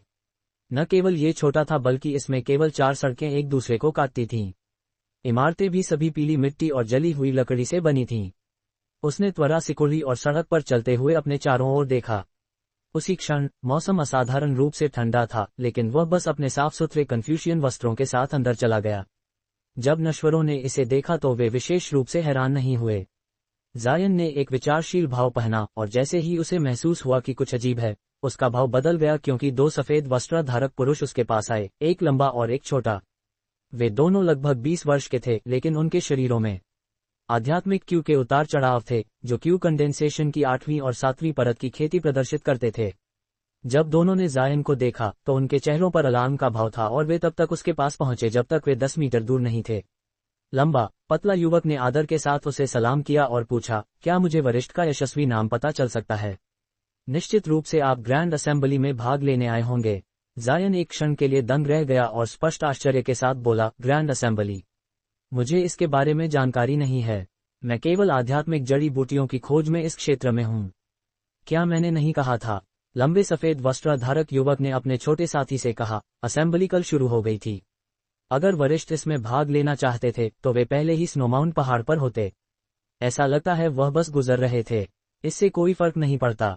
छोटे युवक ने कहा, वरिष्ठ के पास अभी भी ग्रैंड असेंबली में प्रवेश करने का समय है। यह असेंबली गुवाननिंग प्रीफेक्चर के 3 महान कबीलों द्वारा संयुक्त रूप से आयोजित की जा रही है। न केवल बिक्री पर कई सामान्य आध्यात्मिक जड़ी बूटियां हैं, बल्कि कई ऐसी भी हैं जो सैकड़ों साल पुरानी हैं, और बिक्री पर 1000 साल पुराना वाइल्ड मोनाक जिनसेंग भी है। ये जुटाव लगभग आधा हो चुका है और अंतिम नीलामी शुरू होने वाली है। निश्चित रूप से यह एक बंजर पहाड़ पर जड़ी बूटियां ढूंढने से बेहतर होगा। वहां कई स्वतंत्र खेतीकार और कुछ छोटे संप्रदाय भी दवा जड़ी बूटियों और सामग्रियों का व्यापार कर रहे हैं। हमारे 3 कबीले किसी भी आय पर कर नहीं लगाते। जायन की कमर पर कई भंडार पाउच होने और उसकी फाउंडेशन एस्टेब्लिशमेंट खेती के कारण 2 सफेद वस्त्रधारक युवक उसे अपमानित करने की हिम्मत नहीं करते थे। जायन की आंखें चमकी और उसने आश्चर्य के साथ पूछा, 3 महान कबीले? क्या वे कॉन्ग, झाओ और डोन कबीले हो सकते हैं? बिल्कुल सही, लंबे युवक ने मुस्कुराते हुए कहा, हम कॉन्ग कबीले के शिष्य हैं। हम यहाँ उन खेतीकारों का स्वागत करने के लिए यहाँ हैं जो जल्दी में आ रहे थे।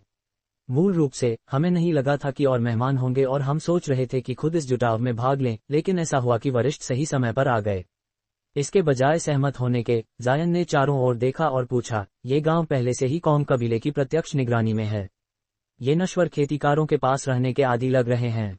ये काफी दुर्लभ है। लंबे युवक ने समझाया, वरिष्ठ काफी बुद्धिमान हैं। 6 साल पहले ये गांव हमारे 3 कबीलों की मालिकी में आ गया और इसे हमारे कबीले के नश्वर वंशजों से भर दिया गया। परिणामस्वरूप वे हम जैसे खेतीकारों से ज्यादा डर नहीं रखते। तो ऐसा है, ये परेशानी का सबब बनेगा। जायन ने बड़बड़ाते हुए एक भद्दा भाव प्रकट किया। छोटे युवक का भाव बदला और उसने उत्सुकता से पूछा, क्या वरिष्ठ के पास कोई अन्य काम है? क्या आप हमें बता सकते हैं? शायद हम मदद कर सकें। जायन ने एक क्षण के लिए स्वयं पर विचार किया और फिर शांत स्वर में कहा, ये कुछ नहीं है। इसे भविष्य में बताने में कोई देरी नहीं होगी। चूंकि यहाँ एक विशाल सम्मेलन है, तो मैं पहले वहाँ एक नज़र डाल लेता हूँ। दोनों सफेद वस्त्रधारक युवकों ने एक दूसरे की ओर देखा, फिर छोटे युवक ने मुस्कुराते हुए कहा, यह अच्छा है। आइए हम मार्ग दिखाएं, वरिष्ठ। इसके तुरंत बाद उनमें से प्रत्येक ने एक डिस्क जादुई औजार निकाला और उन्हें हवा में फेंकने के बाद उन पर कूद गए। जब जायन ने ये देखा तो उसने एक चमकती हुई उड़ने वाली तलवार फेंकी और एक धब्बे में इसके ऊपर प्रकट हो गया। तलवार को देखकर छोटे युवक ने प्रशंसा का भाव प्रकट किया और कहा, वरिष्ठ का जादुई औजार एक उच्च श्रेणी की उड़ने वाली तलवार है। आप निश्चित रूप से किसी बड़े संप्रदाय के आंतरिक शिष्य होंगे, है ना? कोई मास्टर या संप्रदाय इतनी गुणवत्ता का जादुई औजार किसी निम्न श्रेणी के शिष्य को नहीं देगा। जायन हंसा और जवाब दिया, मेरे संप्रदाय का एक नियम है कि यात्रा के दौरान हमें अपने संबंध की पहचान प्रकट करने की अनुमति नहीं है। मुझे आशा है कि तुम दोनों साथी दाव इन सवालों को पूछने से बचेंगे। दोनों युवक थोड़े शर्मिंदा महसूस किए, लेकिन अब उन्हें और भी अधिक निश्चितता हो गई थी कि जायन एक बड़े संप्रदाय का शिष्य था, और उनके चेहरों पर सम्मान के भाव और भी गहरे हो गए। फिर तीनों खेतीकार अपने जादुई औजारों पर गांव के दक्षिण की ओर चल पड़े। स्नोमाउंट पहाड़ गांव से बहुत दूर नहीं था। जैसे ही वे उसकी ओर उड़े, उन्हें दूरी में काले पहाड़ियों की एक रेखा धुंधली दिखाई दी। इसे पहाड़ की तुलना में पहाड़ी श्रृंखला कहना अधिक उचित था। ये पहाड़ी श्रृंखला 500 किलोमीटर से अधिक फैली हुई थी और लियो प्रांत की कई महान पहाड़ी श्रृंखलाओं में से एक थी। इसके अलावा कथित तौर पर कहा जाता था कि पहाड़ों के गहराइयों में राक्षस और भूत छिपे हुए थे।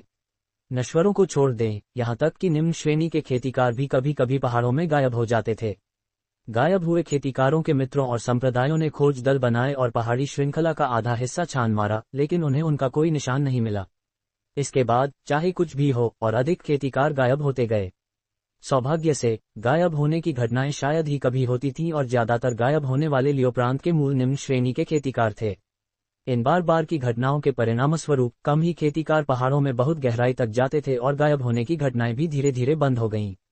जरूर गुवाननिंग के 3 महान कबीलों द्वारा आयोजित ग्रैंड असेंबली पहाड़ी श्रृंखला के गहरे अंदर नहीं, बल्कि इसके किनारे पर एक ऊंचे पहाड़ की चोटी पर बसे एक कस्बे में हो रही थी।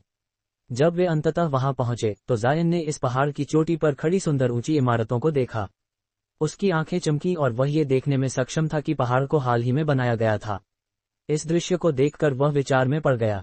वरिष्ठ, हम आ गए, लंबे युवक ने नीचे कस्बे की ओर इशारा करते हुए कहा। जो फाउंडेशन एस्टेब्लिशमेंट खेतीकार आते हैं, उन सभी को उनका अपना कमरा दिया जाता है। जहां तक कोर फॉर्मेशन चरण और उससे ऊपर के वरिष्ठों का सवाल है, उन्हें उनकी अपनी इमारत दी जाती है। इस तरह सभी वरिष्ठों को आराम करने के लिए एक उचित स्थान मिलता है। जायन ने सिर हिलाया और चुप रहा, बस अपनी आध्यात्मिक इंद्रिय को नीचे कस्बे को ध्यान से देखने के लिए छोड़ा। उसने अनजाने में त्वरा से कुड़ी और कस्बे में एक नेसेंट सोल खेतीकार मौजूद होने का एहसास हुआ। यह अज्ञात था कि वह सम्मेलन में शामिल होने वाला कोई खेतीकार था या वही एकेंट्रिक कॉन्ग था जिसका फैंग यू ने मरने से पहले जिक्र किया था। ग्रेट जिन के कुलीन कबीलों को कम नहीं समझना चाहिए, जैसा कि अफवाहों ने संकेत दिया था। स्वर्गीय दक्षिण में खेती कबीलों के पास अधिकतम देर कोर फॉर्मेशन खेतीकार होते थे और वे नेसेंट सोल खेतीकार पैदा करने में सक्षम नहीं थे। लेकिन उसे हैरानी हुई, पहाड़ पर जिस नेसेंट सोल खेतीकार को उसने महसूस किया, उससे शव की एक मध्यम गंध आ रही थी। हालांकि यह बहुत मध्यम और अच्छी तरह से छिपी हुई थी, जायन अपनी भारी आध्यात्मिक इंद्रिय के साथ इसे स्पष्ट रूप से देखने में सक्षम था। चाहे ये कितनी भी अच्छी तरह से छिपी हुई क्यों न हो, कुछ सावधानीपूर्वक निरीक्षण से इसका पता लगाया जा सकता था। क्या ये संभव था कि इस व्यक्ति ने राक्षसी दाव, डेविलिश दाव या कोई दुष्ट विधर्मी तकनीक की खेती की थी? अगर उसे सही याद हो तो कौम कबीला प्रसिद्ध कन्फ्यूशियन संप्रदाय हेवनली सेज सेक्ट से आता था और कबीले को अभी भी संप्रदाय का समर्थन प्राप्त था। चाहे ये नेसेंट सोल खेतीकार कौम कबीले का पूर्वज हो या नहीं, अपनी खड़ी प्रतिष्ठा वाले संप्रदाय के लिए इस तकनीक का अभ्यास करना या इस प्रकार का कोई मेहमान रखना अनुचित होगा। जब वह इस पर विचार कर रहा था तो वे गांव के फाटकों तक उतरे और तुरंत 4 नीले वस्त्रधारक खेतीकारों द्वारा स्वागत किया गया। ... लगभग उसी समय 70 मीटर से अधिक गहरी भूमिगत एक गुप्त कमरे में पिच काले ताबूत का ढक्कन अचानक हिला और अंतराल से एक शुद्ध सफेद हाथ अचानक बाहर निकला। फिर उसने ताबूत का ढक्कन पूरी तरह से हटा दिया, जिससे एक पीले वस्त्र में राजा का ताज पहने एक आदमी प्रकट हुआ। वह 30 वर्ष का दिख रहा था और उसके चेहरे पर हैरानी का एक अजीब भाव था। क्या हो रहा है? मुझे अचानक घबराहट की एक लहर महसूस हुई। क्या कोई मुझे जासूसी कर रहा था? आदमी ने खुद से बड़बड़ाया। कुछ हिचकिचाहट के बाद उसने सावधानी से अपनी आध्यात्मिक इंद्रिय को छोड़ा और पूरे पहाड़ को स्कैन किया, विशेष रूप से ऊपर गांव में कई खेतीकारों पर ध्यान केंद्रित किया। काफी देर बाद उसे किसी भी अन्य नेसेंट सोल खेतीकार का कोई निशान नहीं मिला और उसने त्वरा से खोल ली। शायद कोई बूढ़ा आदमी पास से गुजरा और अपनी आध्यात्मिक इंद्रिय घुमाया। ब्लैक जेड कॉफिन ने मेरी शव क्यू को छिपा लिया होगा, इसलिए इसे किसी का ध्यान नहीं जाना चाहिए। ताज पहने हुए आदमी ने खुद से बड़बड़ाया, इससे पहले कि वापस ताबूत में चला गया। फिर ढक्कन अपने आप ही वापस अपनी जगह पर खिसक गया और ताबूत को सील कर दिया, जिससे कमरे में फिर से नीरवता छा गई। ... वापस सतह पर नीले वस्त्रधारक खेतीकारों ने जायन को केंद्र में स्थित विशाल चौक की ओर जाने की सलाह दी, जहां 500 से अधिक विभिन्न पोशाकों में खेतीकार भीड़ किए हुए थे। हालांकि ये खेतीकार कई समूहों में बंटे हुए थे और प्रत्येक गांव के स्पष्ट रूप से अलग अलग क्षेत्रों में एकत्र हुए थे। कुछ बातें कर रहे थे और अन्य सामान बेच रहे थे।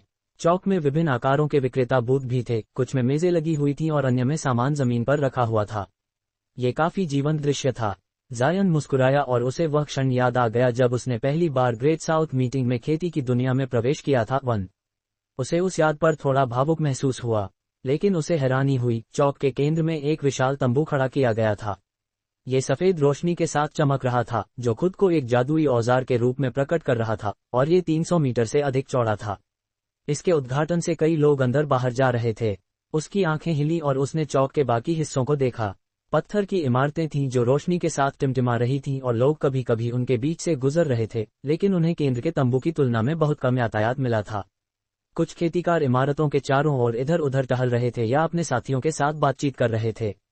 तीनों कबीलों के कुछ क्यू कंडेंसेशन खेतीकारों को छोड़कर केवल फाउंडेशन एस्टेब्लिशमेंट चरण और उससे ऊपर के खेतीकार थे। अपनी आध्यात्मिक इंद्रिय के एक स्वीप के साथ उसने पाया कि वहां दर्जन भर से अधिक कोर फॉर्मेशन खेतीकार मौजूद थे। नेसेंट सोल खेतीकार के बिना भी मौजूद खेतीकार स्वर्गीय दक्षिण के बड़े कबीलों द्वारा पैदा किए जा सकने वाले खेतीकारों की संख्या से कहीं अधिक थे, और यह केवल ग्रेट जिन के कुछ स्थानीय कुलीन कबीलों द्वारा आयोजित एक मेला था। जब जायन ने ये सोचा तो वह एक आह भले ही न भर पाया। जैसा कि उसे स्वागत करने वाले शिष्यों द्वारा सूचित किया गया था, उसे पता था कि सुबह मुक्त व्यापार का समय था और दोपहर में नीलामी शुरू होगी। अगर उसके पास दुर्लभ सामग्री, जादुई औजार या अन्य वस्तुएं थीं, तो उसे नीलामी से पहले उनका आदान प्रदान करने के लिए स्वागत किया जाएगा। इसके अतिरिक्त व्यापार मेले की योजना केवल 3 दिनों के लिए बनाई गई थी और आखिरी दिन 1000 साल पुराने मोनाक जिनसेंग की नीलामी होगी। संभवतः कोर फॉर्मेशन खेतीकार केवल इसी वस्तु के लिए आए थे। कुछ देर तक इधर उधर देखने के बाद वह चौक में घूमने लगा। जायन वर्तमान में एक फाउंडेशन एस्टेब्लिशमेंट खेतीकार था जो दूसरे दिन व्यापार मेले में शामिल हुआ था। हालांकि उसका चेहरा अजनबी था, लेकिन किसी ने उस पर ध्यान नहीं दिया। वह भीड़ में सिर्फ एक और आम खेतीकार था। विक्रेता बूथ के चारों ओर की वस्तुएं जैसा कि अपेक्षा की गई थी, वे सभी आम थीं और जायन के लिए बहुत कम रुचि रखती थीं।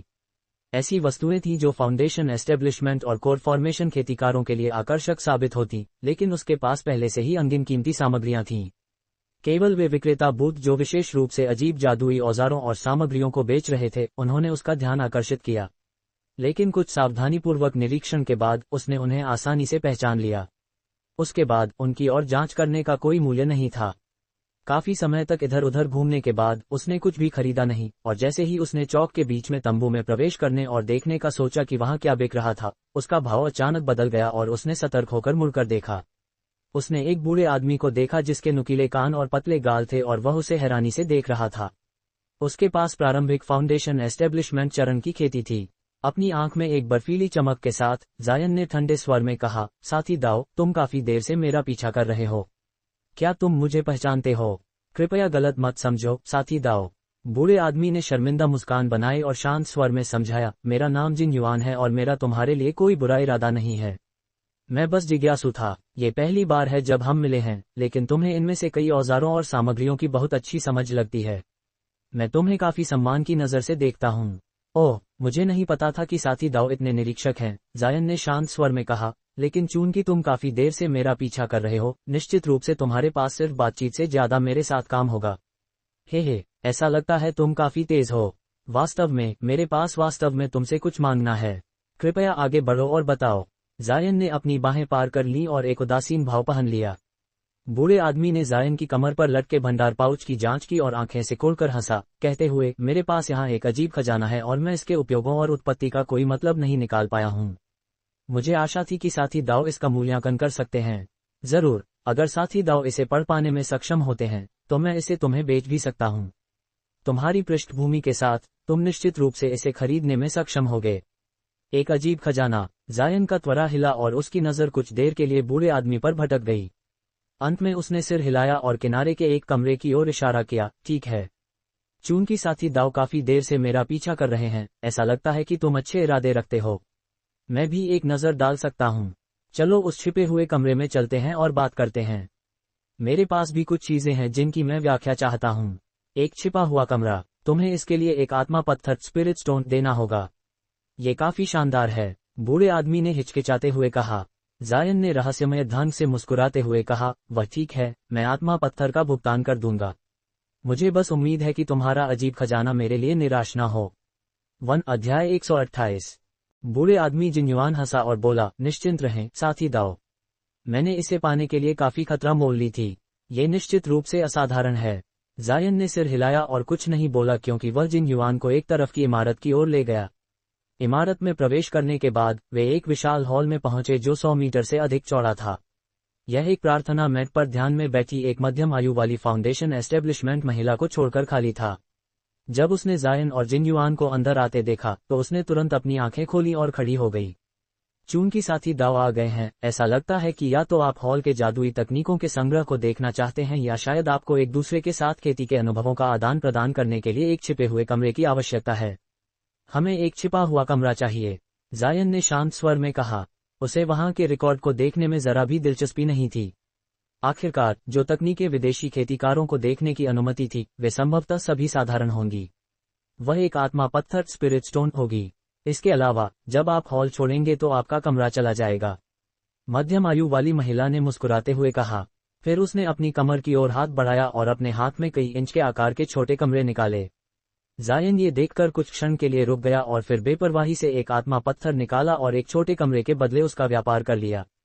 फिर उसने जिज्ञासा से उसकी जांच की। जब मध्यम आयु वाली महिला ने उसके जिज्ञासु भाव को देखा तो उसने समझदारी से पूछा, क्या ये पहली बार है जब साथी दाव ने एक हिडन फॉर्चून रूम देखा है? बिल्कुल सही। क्या यह एक जादुई औजार है? जायन ने हाथ में वस्तु को तौला और महसूस किया कि यह पंख की तरह हल्की थी। हिडन फॉर्चून रूम को एक जादुई औजार और जादुई औजार न होने दोनों माना जा सकता है, महिला ने समझाया, लेकिन इसका उपयोग करना बहुत आसान है। आपको इसका उपयोग करने के लिए बस पर्याप्त आध्यात्मिक स्पिरिचुअल चीज डालना होगा। जरूर, एक निम्न श्रेणी का हिडन फॉर्चून रूम केवल एक निश्चित सीमा तक विस्तार करने में सक्षम होता है और इसका कोई बहुत अधिक उपयोग नहीं होता। इसे एक सच्चा जादुई औजार कहना मुश्किल है। हालांकि उच्च श्रेणी के हिडन फॉर्चून रूम में जादुई गठन और प्रतिबंध लगाए जा सकते हैं और इन्हें जादुई खजानों के स्तर पर भी माना जा सकता है। जरूर, जो मैंने आपको दिया है वह एक अधिक आम प्रकार का है, लेकिन दूसरों को आपकी बातचीत को सुनने से रोकने में कोई समस्या नहीं होनी चाहिए। जब जायन ने ये सुना तो उसे झटका सा लगा। हालांकि उसे बताया गया था कि यहाँ किराए के कमरे होंगे, लेकिन उसने नहीं सोचा था कि वे वास्तव में ये अजीब वस्तुएं थीं। स्वर्गीय दक्षिण में ऐसी वस्तु मौजूद नहीं थी। स्पष्टीकरण के लिए बहुत बहुत धन्यवाद, साथी दाओ। जायन फिर उस कक्ष की ओर चल पड़ा जिसकी महिला ने और इशारा किया था। जिन युआन उसका करीब से पीछा कर रहा था और थोड़ी देर बाद वह बोल नहीं रहा था। ये वाकई एक आश्चर्य की बात है कि साथी दाओ ने पहली बार हिडन फॉर्चून रूम देखा। लेकिन यह इतना आश्चर्यजनक नहीं है, ये देखते हुए कि आमतौर पर इन्हें केवल स्वतंत्र खेतीकारों और उन उच्च श्रेणी के खेतीकारों को बेचा जाता है जो अक्सर यात्रा करते हैं। आपकी युवा उम्र और वर्तमान खेती को देखते हुए ऐसा लगता है कि आप एक संप्रदाय के सावधानीपूर्वक पोषित शिष्य हैं और इस तरह की चीजों की बहुत कम आवश्यकता होगी। इसके अलावा ये वास्तव में काफी महंगी होती हैं। आत्मा पत्थरों का उपयोग जादुई औजारों और दवाइयों के लिए बेहतर होगा। ओह, फिर एक साधारण हिडन फॉर्चून रूम की कीमत क्या है? जायन ने बेपरवाही से पूछा। जब जिन युआन ने उसकी रुचि देखी तो उसने अपनी जानकारी के अनुसार समझाया, एक निम्न श्रेणी का कमरा थोड़ा अधिक 100 आत्मा पत्थर का होगा, और जबकि एक उच्च श्रेणी के कमरे में जादुई गठन और प्रतिबंध होंगे, वे उसी श्रेणी के जादुई औजारों से कहीं अधिक महंगे होते हैं।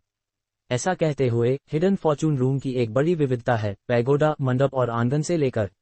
ऐसा कहा जाता है कि सबसे बड़े हिडन फॉर्चून रूम छोटे पैमाने के गुफा निवास केव रेजिडेंसेस हैं। एक छोटे पैमाने का गुफा निवास। जब जायन ने ये सुना तो वह हैरान रह गया। जब जिन युआन ने उसे सुना तो वह हंसा और बोला, भाई हान, जल्दबाजी में निष्कर्ष पर मत जाए। गुफा निवास के पैमाने पर सबसे सरल हिडन फॉर्चून रूम की कीमत कई दसियों हजार आत्मा पत्थर होगी। वे ऐसी चीजें नहीं हैं जिनका हम जैसे खेतीकार सपना देख सकें। जायन ने सिर हिलाया, उसका भाव सामान्य हो गया। उसी क्षण वे पहले ही किनारे के कक्ष में पहुंच चुके थे।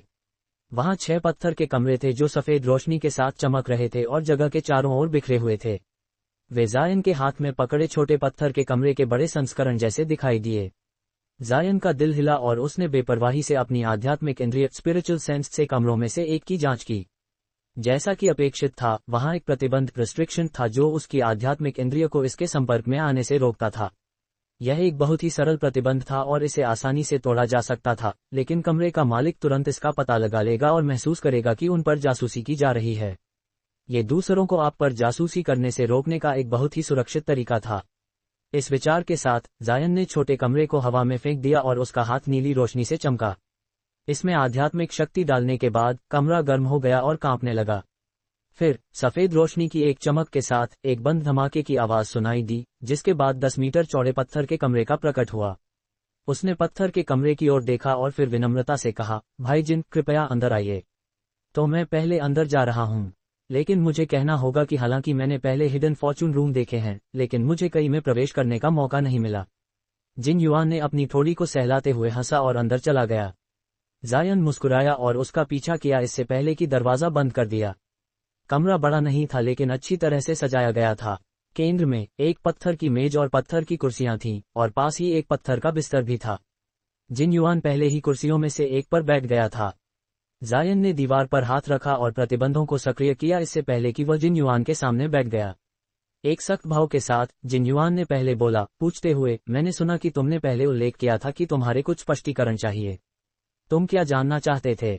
ये ज्यादा नहीं है, जायन ने शांत स्वर में जवाब दिया। मैं बस गुवाननिंग प्रीफेक्चर में एक छोटे प्रवास की तैयारी करना चाहता था। हालांकि मुझे स्थानीय कुलीन कबीलों के बारे में ज्यादा जानकारी नहीं मिल पाई। तुम्हारे स्वर से ऐसा लग रहा था कि तुम स्थानीय हो और मुझे उनके बारे में बता सकते हो। जिन युआन का भाव शांत हो गया और उसने कहा, तो ऐसा था। इसमें कोई समस्या नहीं होगी। मैं घमंड नहीं करना चाहता, लेकिन मुझे न केवल गुवाननिंग प्रीफेक्चर बल्कि पूरे लियो प्रांत के बारे में बहुत कुछ पता है। साथ ही दाओ इसके बारे में क्या जानना चाहेंगे? एक संतुष्ट स्वर के साथ जायन ने पूछा। चूंकि गुवाननिंग प्रीफेक्चर के मालिक 3 कुलीन कबीले हैं, तो क्यों न तुम मुझे उनका परिचय दो और मुझे बताओ कि पिछले कुछ वर्षों में कोई बड़ी घटना घटी है। गुवाननिंग प्रीफेक्चर के कुलीन कबीलों के बारे में मैं कहां से शुरू करूं? इस भूमि को कन्फ्यूशियन संप्रदायों के शासन के तहत माना जा सकता है क्योंकि कई कुलीन कबीले वहां से आते हैं। लेकिन इस प्रीफेक्चर के 4 महान कबीले कौन कबीले को छोड़कर अलग अलग मूल के थे? जायन ने अपने होंठ मोड़े और बेपरवाही से पूछा। 4 महान कुलीन कबीले? क्या गुवाननिंग प्रीफेक्चर में 3 महान कुलीन कबीले नहीं थे? हे, ये हाल ही में ही 3 कुलीन कबीलों में बदला। 10 साल पहले अभी भी 4 थे। हालांकि फैंग कबीले ने अन्य 3 कबीलों के खिलाफ एक अज्ञात अपराध किया था और परिणामस्वरूप उन्होंने एक ही रात में उन्हें उखाड़ फेंक दिया, सभी प्रत्यक्ष शिष्यों का नरसंहार कर दिया। उस समय मैंने सुना था कि फैंग कबीला कुछ बहुत महत्वपूर्ण बात पर चर्चा कर रहा था और उन्होंने अपने सभी प्रत्यक्ष शिष्यों को इकट्ठा किया था। फिर जिन युआन ने कहानी के बाकी हिस्सों के साथ जारी रखा। जायन बैठ गया और शांति से सुना कि फैंग कबीले के साथ क्या हुआ था। जब उसने इसकी तुलना फैंग यू ने उसे जो बताया था उसमें कुछ हिस्से काफी अजीब थे। उसके बाद जिन युआन ने गुवाननिंग प्रीफेक्चर में विभिन्न कबीलों का परिचय देना शुरू किया। वह स्पष्ट रूप से बहुत अधिक यात्रा किए हुए था और प्रांत के कई प्रीफेक्चरों के बारे में बहुत विस्तार से जानता था। जायन ने जो सुना वह उसे संतोषजनक लगा और अब उसे लियो प्रांत की खेती की दुनिया की कुछ समझ थी। यह उससे कहीं अधिक विस्तृत था जो तसाओ मेंगरोंग उसे बता सकती थी। जिन युआन बिना रुके लगातार बोलता रहा, केवल कभी कभी इस मामले पर अपना विचार व्यक्त करने के लिए रुकता था। लगभग आधे घंटे बाद वह अंततः वह सब कुछ बोल चुका था जो वह कहना चाहता था और जायन मुस्कुराते हुए बोला, मुझे ये सब बताने की परेशानी के लिए धन्यवाद, लेकिन अब चलो आपके अजीब खजाने के विषय पर आते हैं। क्या आप इसे बाहर निकाल सकते हैं और मुझे अपना अनुभव बढ़ाने की अनुमति दे सकते हैं? खजाना? जरूर, मैं अभी भी चाहता हूं कि साथी दाओ इसकी जांच करने में मेरी मदद करें। जिन युआन ने संतुष्ट स्वर में जवाब दिया। फिर जायन की नजर में उसने अपने भंडार पाउच से एक जेड बॉक्स निकाला और इसे मेज पर रख दिया। जायन ने बॉक्स पर नजर डाली और अपनी आध्यात्मिक इंद्रिय को इसके चारों ओर लपेटा। जल्द ही उसे महसूस हुआ कि उसका दिल रुक गया। बॉक्स में मौजूद वस्तु ने एक अजीब शक्ति छोड़ी जिसने उसकी आध्यात्मिक इंद्रिय को वापस धकेल दिया, जिससे उसकी रुचि बहुत बढ़ गई। जिन युआन ने सावधानीपूर्वक बॉक्स को खोला और एक मुट्ठी भर आकार का चमकता हुआ सुनहरा प्रकाश गोला प्रकट हुआ जिसकी सतह धुंधली थी। उसने बॉक्स को जायन की ओर धकेला और उत्सुकता से कहा, साथी दाओ कृपया ध्यान से देखें और देखें कि क्या आप इसे पहचान सकते हैं। जायन ने अपना त्वरा हिलाया और बॉक्स को अपनी आंखों के सामने लाया इससे पहले कि उसने इसे ध्यान से देखा। यह एक बुलबुले जैसा दिखता था जिसका केंद्र पारदर्शी था और सतह सुनहरी रोशनी से चमक रही थी। हालांकि इसमें थोड़ी भी आध्यात्मिक क्यों नहीं थी, मानो यह एक सामान्य वस्तु हो। काफी देर तक जांचने के बाद उसने अपनी उंगली बढ़ाई और इसे नीली रोशनी की एक परत में लपेटा। फिर उसने इसे इसके साथ छुआ, इसे नर्म और लचीला पाया मानो यह वास्तव में एक बुलबुला था। जायन ने हैरानी का भाव प्रकट किया और कुछ देर सोचने के बाद उसने इसके चारों ओर अपनी आध्यात्मिक इंद्रिय को लपेटने का प्रयास किया, लेकिन यह एक तरफ धकेल दिया गया क्योंकि बुलबुला रोशनी के साथ टिमटिमाया। फिर उसने अनजाने में अपनी आध्यात्मिक इंद्रिय की तीव्रता बढ़ाकर इसमें आध्यात्मिक इंद्रिय के धागे डालने का प्रयास करके प्रतिक्रिया दी। अचानक एक अजीब दृश्य हुआ। बुलबुले की सतह पर सुनहरी रोशनी बार बार टिमटिमाने लगी और यह एक पल में फैलने और दूसरे पल में सिकुड़ने लगी, एक जोरदार दिल की धड़कन जैसा। जायन ने लंबे समय तक त्वरा सिकुड़े रखा और फिर उसने मोनार्क सोल डाइवर्जेंस को एक आवाज संचरण भेजा, वरिष्ठ, क्या आपने इसे पहले देखा है? क्या तुम वाकई मानते हो कि ऐसा कुछ भी नहीं है जो मैंने अनुभव नहीं किया है और कुछ भी नहीं जो मुझे नहीं पता? मोनार्क सोल डाइवर्जेंस ने सीधे सीधे पूछा। नहीं, मुझे नहीं पता ये क्या है, लेकिन चूंकि यह तुम्हारी आध्यात्मिक इंद्रिय को रोकने में सक्षम है, इसे एक दुर्लभ खजाना माना जा सकता है। इसे प्राप्त करने के बारे में उससे विस्तार से पूछो, फिर तुम तय कर सकते हो कि तुम इसे लोगे या नहीं। जायन ने ये सुनकर भीतर ही हंसा। फिर अपनी आंखों की चमक के साथ उसने अपनी आध्यात्मिक इंद्रिय को बुलबुले से हटा लिया और बॉक्स को वापस मेज पर रख दिया। कैसा रहा? क्या साथी दाव ने इसे पहचान लिया? जिन युआन ने जल्दी से पूछा। क्षमा करें, मेरा अनुभव अभी भी बहुत कम है, मैं इसे पहचान नहीं सका, जायन ने एक दुखी भाव के साथ कहा। यहाँ तक कि साथी दाव भी इसे पहचानने में असमर्थ रहे। जिन्युआन ने निराश होकर कहा, लेकिन वस्तु की प्रतिक्रिया से लग रहा था कि साथी दाव को इसका उपयोग करने का तरीका पता चल गया था। जायन मुस्कुराया और बेपरवाही से बोला, वह अजीब प्रतिक्रिया तब हुई जब मैंने इसके चारों ओर बड़ी मात्रा में आध्यात्मिक इंद्रिय लपेटी थी। हालांकि मुझे नहीं पता कि यह क्या है, लेकिन यह निश्चित रूप से एक दुर्लभ खजाना है। ओह, तो ऐसा था। जिन्युआन संदिग्ध दिखाई दिया और फिर उसने नजर मेज पर सुनहरे बुलबुले पर केंद्रित की, इससे पहले कि उसने अपनी आध्यात्मिक इंद्रिय को छोड़ा। जायन ने शांति से जिन्युआन की कार्रवाइयों को देखा और एक क्षण बाद बुलबुले से सुनहरी रोशनी चमकने और धीरे धीरे स्पंदित होने लगी। बूढ़े आदमी ने फिर एक लंबी सांस ली और थका हुआ भाव पहने हुए अपनी आध्यात्मिक इंद्रिय वापस ले लिया। ऐसा लगता है मैंने खुद का मजाक बना लिया। साथी दाव की आध्यात्मिक इंद्रिय मेरी तुलना में कहीं अधिक मजबूत है, उसने प्रशंसा के स्वर में कहा। उसने मूल रूप से माना था कि जायन की खेती उसके बराबर थी। हालांकि बुलबुले को हिलाने के लिए उसके सबसे बड़े प्रयास काफी नहीं थे, जबकि जायन के छोटे प्रयासों ने एक शक्तिशाली प्रतिक्रिया पैदा कर दी। इससे उसका अनुमान मजबूत हो गया कि जायन एक ऐसा शिष्य था जिसे एक संप्रदाय द्वारा बहुत ध्यान से पाला गया था और जिसके पास अनगिनत संभावनाएं थीं। जायन बस मुस्कुराया और उसके दावों को ठुकराया नहीं। भाईजिन, आपने यह वस्तु कहाँ से प्राप्त की? इसकी विचित्र प्रकृति से क्या ये किसी विशेष मूल का है? जरूर। अगर भाईजिन को ये कहना मुश्किल लगता है तो आपको जवाब देने की जरूरत नहीं है, जायन ने उदासीन स्वर में कहा। जिन्युआन शुरू में हिचकिचाया और फिर एक कड़वी मुस्कान पहनकर बोला, यह कोई रहस्य नहीं है कि यह वस्तु कहाँ से आई थी, लेकिन मुझे डर है कि अगर मैं तुम्हें बताऊं तो तुम विश्वास नहीं करोगे। यह मामला काफी अविश्वसनीय है। अगर तुम इसे नहीं कहोगे तो मुझे कैसे विश्वास होगा? अगर तुम मुझे बताओगे कि यह कहाँ से आई थी तो शायद मैं इस वस्तु को पहचान सकूं। शायद मुझे इस प्रकृति की समान वस्तुओं की याद आ जाए, जायन ने मुस्कुराते हुए कहा। जिन्युआन के स्वर से ऐसा लग रहा था कि उसके पास काफी कहानी थी। जिन्युआन ने एक आह भरी और कहा, ये छिपाने जैसी कोई बात नहीं है, लेकिन इस वस्तु को हासिल करने के लिए मेरे कई अच्छे दोस्तों की मौत हो गई थी और मैं नहीं चाहता था कि यह याद ताज़ा हो। जायन इसे सुनकर दंग रह गया, लेकिन जब उसने देखा कि जिन्युआन एक विचारशील भाव पहने हुए था तो उसे पता था कि जिन्युआन सोच रहा था कि क्या कहना है। साथी दाव ने शायद अनुमान लगा लिया होगा, लेकिन मैं एक स्वतंत्र खेतीकार हूं जो एक पृथ्वी गुण खेती कला की खेती करता है। मेरी अन्य क्षमताएं साधारण हो सकती हैं, लेकिन ऐसा ही हुआ कि मुझे एक पृथ्वी आत्मा संविधान अर्थ स्पिरिट कॉन्स्टिट्यूशन प्राप्त हुआ था और मैं स्पष्ट रूप से पृथ्वी गति तकनीकों में प्रतिभाशाली हूं। अगर मेरी आत्मा जड़ें खराब न होती तो कई बड़े संप्रदाय मुझे शिष्य के रूप में लेने के लिए प्रतिस्पर्धा करते।